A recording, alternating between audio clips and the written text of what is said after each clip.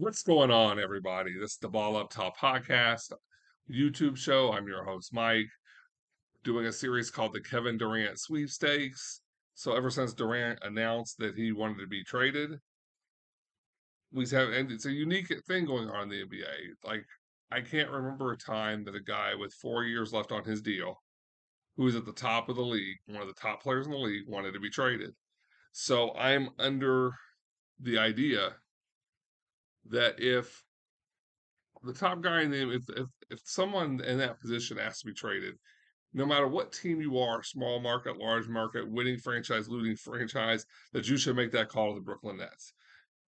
Just to have the conversation, you've got to kick the tires, as I keep saying.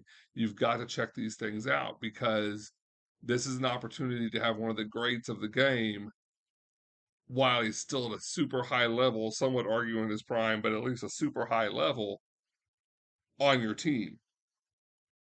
He makes you, he gets you in the playoffs by himself. You build, you build a little bit, and he makes you a contender. So this episode, we are going to sit there and see what deal could the Lakers make to get Kevin Durant. Um, it would be interesting because Durant has said that he basically nothing against LeBron, that he didn't want to play with LeBron because of the environment that goes around with him. But right now, Durant asked to be traded. Bakers can't be choosers, and the perceived environment right now around Durant is not at its highest. So now the problem from an optics thing with this trade is that people already are looking at Kevin Durant as kind of being a front runner. And I'm not saying it's right. I'm just saying is optics to this. Like the part of the reason for him going to Brooklyn to begin with was to carve out his own legacy separate of Steph Curry. So going to the Lakers and joining LeBron is not really carving out his own legacy. I mean, he won two finals MVPs playing next to Steph, and the Warriors were still looked at as Steph's team. So I don't think that changes with him playing with LeBron. Um, I have went over various scenarios, and really, there's only one trade that makes sense. And so let's go ahead. We're going to put Durant over on the Lakers. The Lakers don't have anything outside of LeBron James or Anthony Davis that Brooklyn would be interested in. And to be truthfully honest, I'm not sure they would be interested in LeBron for the fact of LeBron's age. And people, yes, I know he averaged 30 points a game last year, but I also know that he only played 55 games. And in 3 of the last 4 years, he's played shortened seasons due to injuries. So it kind of just leads to Anthony Davis because Brooklyn's not trying to tank. Brooklyn's not trying to start over. They owe Houston too many draft picks to be trying to completely start over. So that leaves Anthony Davis, who also is not the healthiest of guys, but at least he's 8 years younger than LeBron. So that leaves Anthony Davis. Um,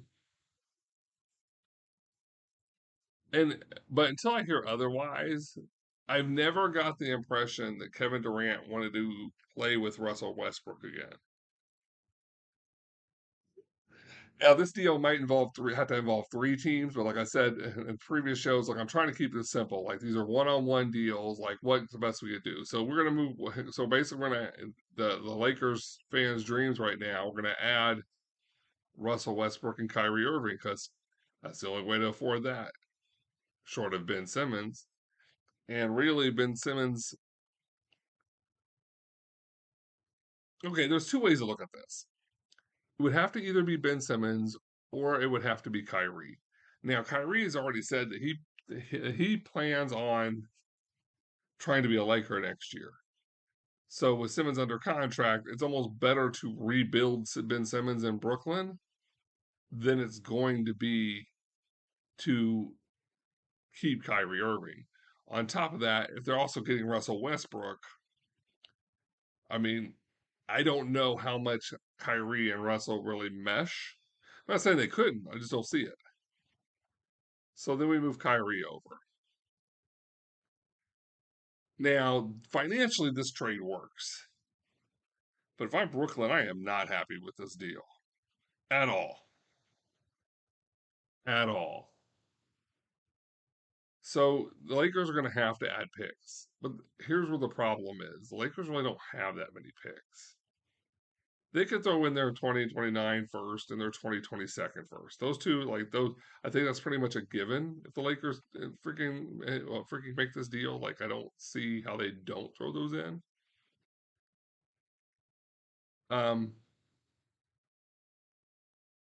if if I'm the Nets, I basically tell the Lakers like I need you to go out and get another first round pick.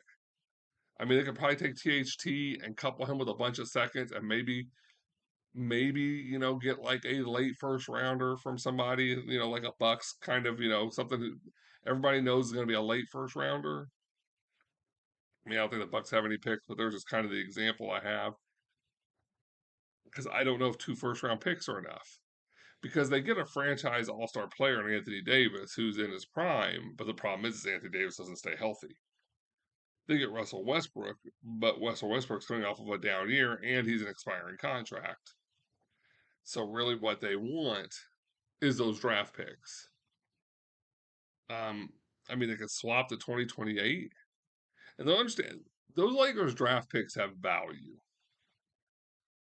But with Durant having these 4 years, even with Durant having these 4 years, 4 years makes Durant 37 years old when his contract expires.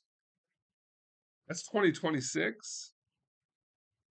So that 2027, 2028, those could be lottery picks. But Brooklyn is going to want more. I don't think this deal works without it financially works. I don't know if Brooklyn would be willing to do it because of the questions to Anthony Davis, which is the only for sure asset they got. But as we're gonna go ahead and run the trade itself is successful. Then you would have a Laker lineup with Kyrie Irving, LeBron James, and Kevin Durant. And in Brooklyn, they would still be competitive. They would still be in the playoff. And you know what? Let's say Anthony Davis has a bounce back year. Let's say Russell Westbrook has a bounce back year.